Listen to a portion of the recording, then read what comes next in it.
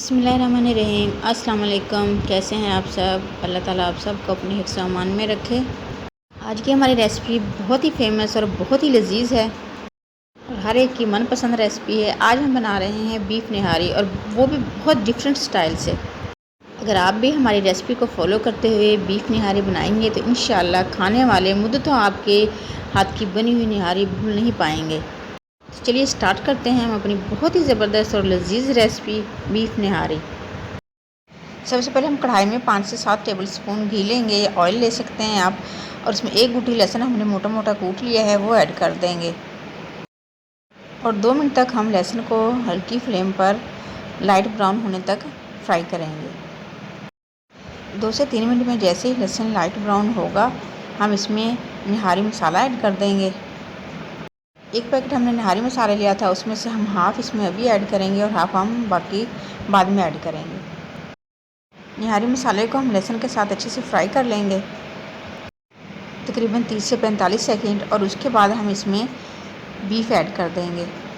निहारी के लिए ज़्यादातर बोंग या मछली वाला गोश्त जिसे कहा जाता है वो लिया जाता है, और हमने भी वही लिया है और इसकी बड़ी बड़ी बोटियाँ करवा ली हैं। निहारी के लिए हमेशा बड़ी बोटी का इंतखाब किया करें, और निहारी में नली भी ज़रूर ऐड किया करें।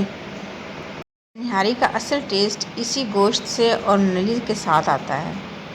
जैसे ही लहसुन के साथ साथ मसाला भी फ्राई हो जाएगा हम इसमें बीफ ऐड कर देंगे।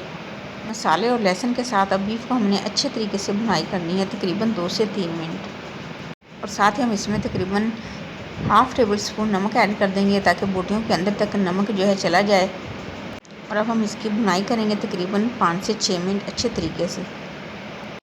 तकरीबन 5 मिनट हो चुके हैं इसको फ्राई करते हुए, और माशाल्लाह बीफ बहुत अच्छे तरीके से फ्राई हो चुका है। ये बहुत ही कम मसालों से और बहुत ही लजीज बनने वाली निहारी है। ट्राई ज़रूर कीजिएगा, और वीडियो अच्छी लगे तो इसे लाइक ज़रूर करें और अपने दोस्तों और फैमिली फ्रेंड के साथ शेयर भी करें। और चैनल पर न्यू हैं तो काइंडली इसे सब्सक्राइब भी करते जाएं ताकि आने वाली कोई भी यम्मी और डिलीशियस वीडियो आपसे मिस ना हो। जैसे बीफ के पीस अच्छे से फ्राई हो जाएंगे हम इसमें तकरीबन 2 से 3 गिलास पानी ऐड करेंगे। हम इसमें इतना पानी ऐड करेंगे कि गोश्त अच्छे तरीके से गल जाए, क्योंकि निहारी का गोश्त बहुत अच्छे तरीके से गला हुआ होना चाहिए, जब भी निहारी का असल टेस्ट आता है।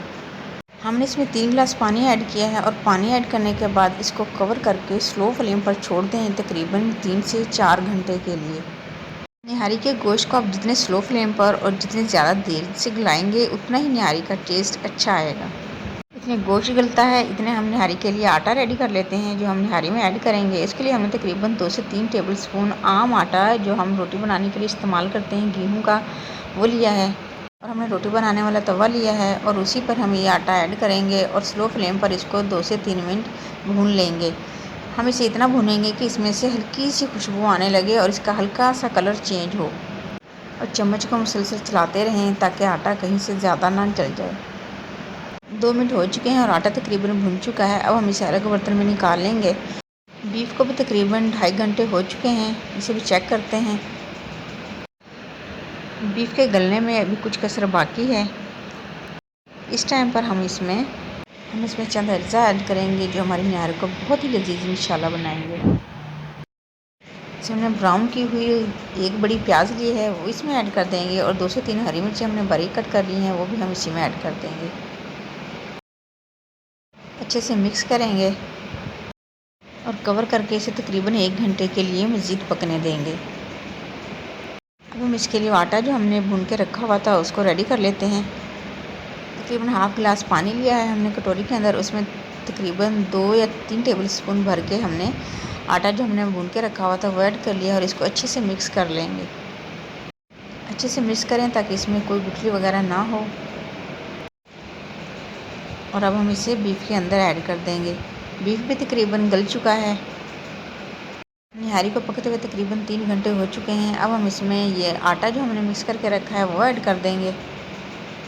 जब हम निहारी में आटा मिक्स करते हैं तो निहारी पे जो तरी होती है वो अक्सर ख़त्म हो जाती है, लेकिन हम आपके साथ ऐसी टिप्स शेयर करने वाले हैं जिससे निहारी की तरी ख़त्म नहीं होगी।